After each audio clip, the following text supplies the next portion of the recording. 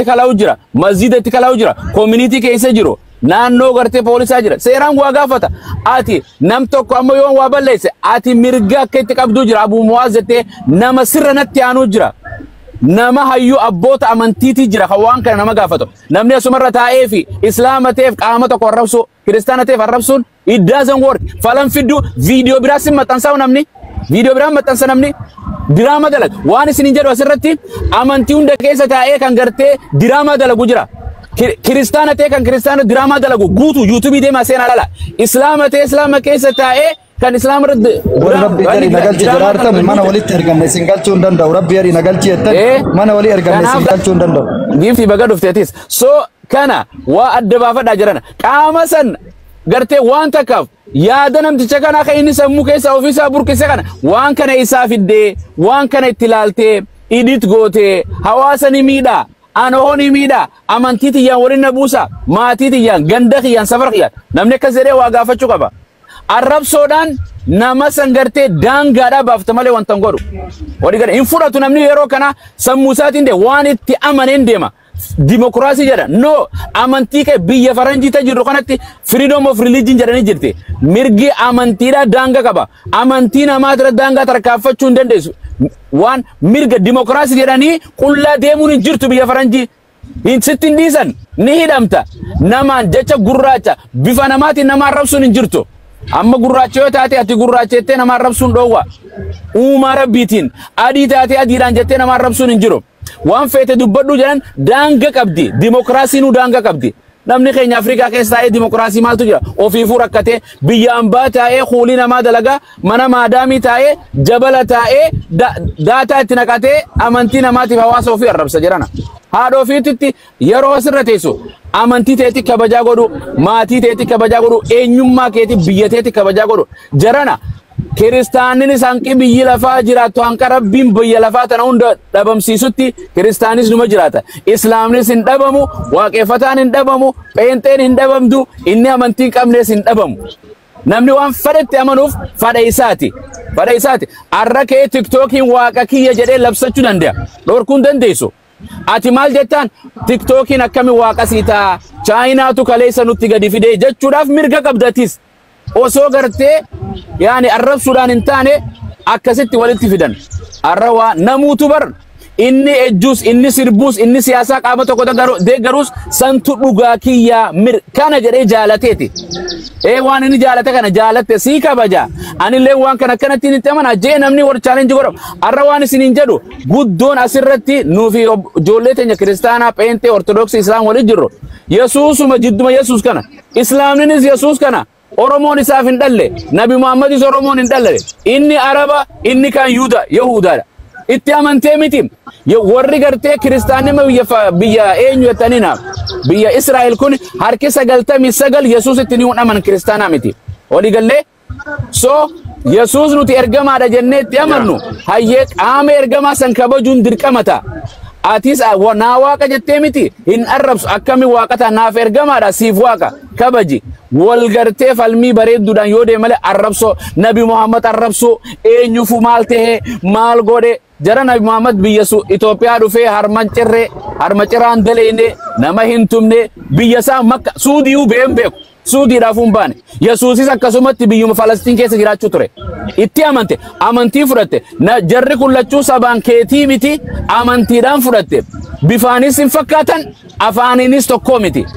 Walitti lallabaa suuta wal jaaladhaati wanta wali godha waan atin barreessin wangeela atin barreessin quraan atin barreessin kana waan barreeffamee goggogee jiru wal finnee raashinaali iidar ati dhugaa qaba takkaanaa qaba wal falmiin bara nabiyyootatis bara raajotaatis numa turte yaadii kiyya numa turte namni waliin arrabsu amantiirra wal fixuun biyyi addunyaan lolli tokkoffaa lammaffaa dilli deemu kun dubartumaa fi amantumaa fi jidduu adda addaa wal fixi Oromoon takka amantiirra waliin lolle jirana. Warra social media wal lolu jira malee biyyi lafaa waliin nyaattee walitti heerumsiiftee wal awwaaltee wal afeertee wal gargaartee soogiddaa fi sukkara barbaree waa hunda walirraa fudhattee ilmaan walii egaa ilmaan kan kooti jechaa gariin wal dadeemaw gariin masjida dhufa joollee ollaa teenya gaafa ramadaana masjida ramadaana taraawwiin hojii dhufan jirana akkana namni waliin jiraata numa barumsa tokko waliin deema sargiirraan nafu fuudhaaf heerumarraan nafu miizee taafi walumaan jira hawaasummaa namni waliin jira biyyi waliin jirti biyyi mootummaa qabdi social media mootummaa bulchu yaadi hin qabdu abiyyin tiktokiin bulchu abiyyin bulchuun danda'u ani biyya Ameerikaa keessa jira kan Itoophiyaa keessa jiru seera Itoophiyaa jala jiraata kan TikTok irra biyya bahee jiru shiftaadha akka nama bosona jiruuti seeraa fi heera duudhaa Oromoo hin qabu namni bulchuu danda'u jiru viidiyoo fade gabbee maxxansa waan fade jedha qullaa namaa saaxila amantii namaa arrabsa si arrabsa haadha namaa arrabsa abboota amantii arrabsa isa du'e arrabsa maal godhuu dandeessa gaafa inni biyyatti galee seeraan qabda malee nama baay'ee sirraa dadhabnee miti muka hudduu wal dhiibuu turan ijoollee Oromooti miti qulla wal saaxiluu turan ijoollee Oromooti miti daangaa Arsii fi Harargee jedhanii TikTok irra daangaan Arsii fi Harargee waan keessa jirti eenyu Suudi Arabiyaa keessa daangaa wal daangaa mootu Abiyyinu daangaa Arsii fi Wallaggaa fi Shawaa cufuu hin danda'u hawaasni wal keessa deema wal keessa naggadata walirraa barata wal keessa deemee gartee misoomaan jiraachuu jira rakkatee jira hawaasni biyyaa ofiifuu jiruun tunuu isa rakkite kan social media irra ruuza quuftee daataa itti naqattee waliigallee cal jettee birrii nyaachaa shaawara dhiqachaa akkanatti rahaa godhaa ummata walitti buustu gaafa dubartiin hoogganaa taateef qeyroo fi qarree social media irra maal goota zarra itti mudiyattiin kana amantii kana Iyesuus keessan naa galabbate Muhammad keessan naa akkana godhe jechuu jirti akkam godhuu dandeessa seeran qabdu gaafa namni amantiin namummaa sin barsiifne qaama tokko bineensota kabajuu sin barsiifne lubbuu nama hafuura wayi keessa jiru ilma namaa kabajetti sin barsiifne waliigallee eenyummaa kan kee maalummaa kan kee biyyatee seeraa feera safuu fi aadaa sin barsiifne amantii miti jedhan amantii miti amantii nama ani kiristaanni nama arrabsaa jedhee kitaaba irra barreeffama jedhee namanu gaafa ati dhuftee quraana nama arrabseetti ati fayyaan qabdu cheekiif godhuu qabda Amaanuel dhayite kitaaba sandiisi aadaan Oromoodha aadaan Oromoon irra guddatte aadaa fi abbaan keenya irra nu guddifte seeraa feera arrabsoo nu barsiisne nama xiqqeessu nu barsiifne lubbuu namaa dhabamsiisu nu barsiifne fadhoo fi jala deema jara keenya akka lubbuu keetiin Nabi Muhammadis maal jedha laa yu'minu ahadukum hattaa yuhibba li nafsihi maa yuhibbu li akhihi waan gartee maa yuhibbu wartee tokkoon keessan hin amanne jedha hanqa waan ofii jaalatu obboleessaatiin jaalatu wangeela keessaas akkasumatti jirtu nama akka lubbuu keetii jaaladhu kan jedhu caafamee jira jedha diinota keetillee jaaladhu kan jira jedha Abu Mu'aaz xilaata keetii dirqama keetii jaalachuun yaadiin gartee waan ofii jaalattuun amantii bareedduu qabajattee itti afeeru nyaata uffata bareeda uffatta hojii bareeddu barbaadda inninis akka argatu ofii kan keetii mitika nama akka keetiiti biyya lafaa sanarra ati islaama taateef kiristaana taate jedheen jiru waaqayyoon aduun ta kiristaana baatus eenyu ta islaama baatus ka amantii qabu baatus takkuma jedhana biyyuma lafaarra jiraatu waaqayyo kan hin jiru jedhus roobni isaafis numa rooba aduun isaafis numa baati halkanii fi guyyaan isarrallee numa dhufa waliigallee kana wallaalle jarana kana wallaalle ansittiin hima malee ittiin si afeera yoo islaama taate naan gammada atilleen akkasuma yoo nan kiristaana taate ni gammadda ammoo gammachuu san itti na afeerta malee harreewu yoo gartee xiilaa fi dullaa qabattee itti deemte duran dhaabbattu harreenu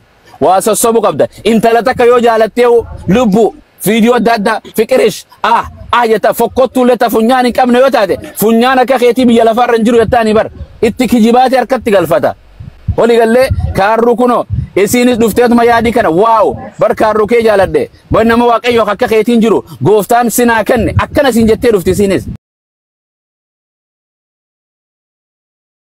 namni akkanatti waan akkanaa jaalata namni fokkottuullee yoo gartee ati fokkottu jetteen gurraattiillee yoo ati gurraatti jetteen hin jaalattu waliigallee bareeddu bar ati waaqayyoon bar tanaanumaaf kanneen mul'ata abjuudhaan na dhufte gartee abjuudhaan si malee argu jiti funyaan hin qabne kottolla funyaan kee qajeela jechuun ni baafeeti bara nyaata nyaadhu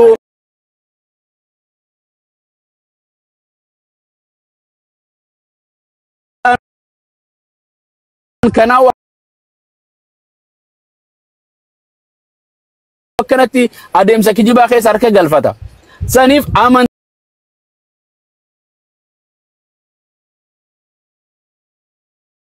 irratti duulan Nabi Muhammadis sabnisa isa reebuudhaan dhagaantumuudhaan Makkaarraa Madiina godaansan yoo wangeela keessa ilaaltees Yohaannisni ajjeesan, Hisqeel ajjeesan, eenyu fannisan? Nabiyyoota raajota Rabbiin ergate. Maalayyaa ati yoo Abu Mu'aaz arrabsan maal na godhan? Qaama kiyya naan dabalan, arrabni isaanii bifa araba nan godhu, nan diimeysu, nan gurraachomsu, idime kiyya narraan xiqqeessu, ofumaaf gortee guyyaa firdii sanitti gartee hojii kuusaa walii qabata hojii fokkottu ta'e itti gaafatamu. Fuula Rabbii guyyaa dhufanni gaafatamanii tanuma jarana warra wal godhu namaatu tifoozoo nama jala deema yaadi. Yoo amantii takka tuqe garee na deeggartu santu hamilee si kannee si kakaasa. Akkana ati keenya bar, ati akkana bar, si komandoo malee. Waan gartee raayya malee, afran qalloo malee, eenyu malee hin jirtu siin jedha Oromoon nu hin jedha. Kutaa ofii dhaadheessa. Oromoon jedhe raayya abbaa mancaa.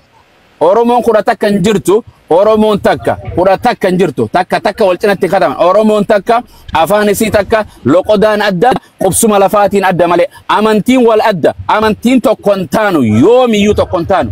Namuma fadhe gariin amanaa, gariin jiraachaa, gariin boqochaa, gariin dhalachaa malee Kiristaaninis, Islaamnis kabajaan Itoophiyaa keessa jiraachuu jira. Seera qabdi, ulaagaa qabdi, abboota amantii mana murtii qabdi jedhana. Anaa fi ati TikTok irra finnee maalala ajandaa biraa uumamni kaleessumaf ganda nama arrabsuu ture.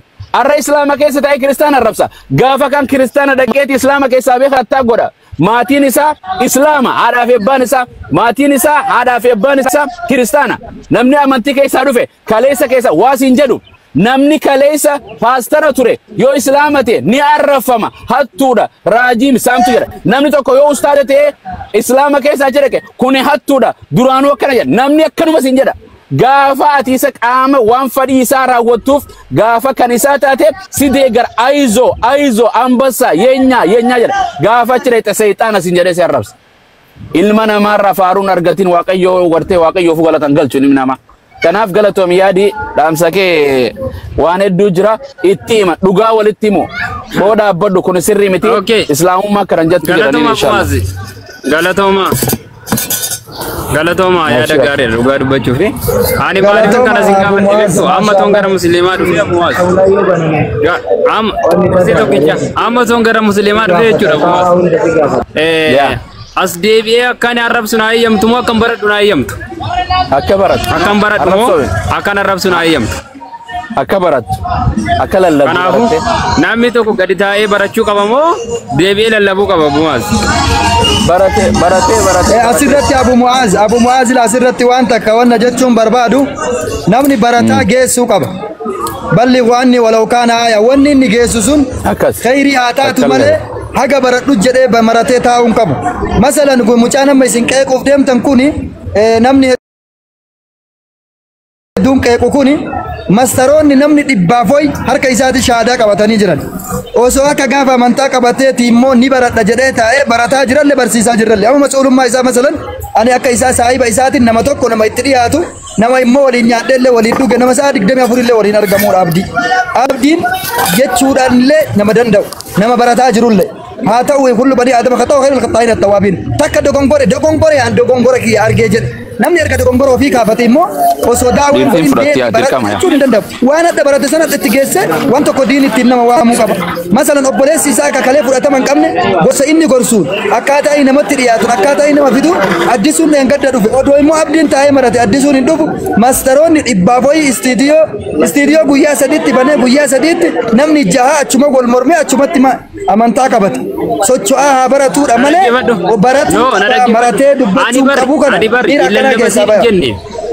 lallabatiin hin jenne nuti lallabatiin hin jenne lallabachuu mirga qaba amantii musliimaatti waamu mirga qaba anayyoo too dhufee na waamee mirga isaati yaa waan barbaaden naan jechuunsa garuu maaf arrabsaadha sigalee malee namni tokko amantii isaatti nama waamuun namni isa dhorku tokko illee hin jiru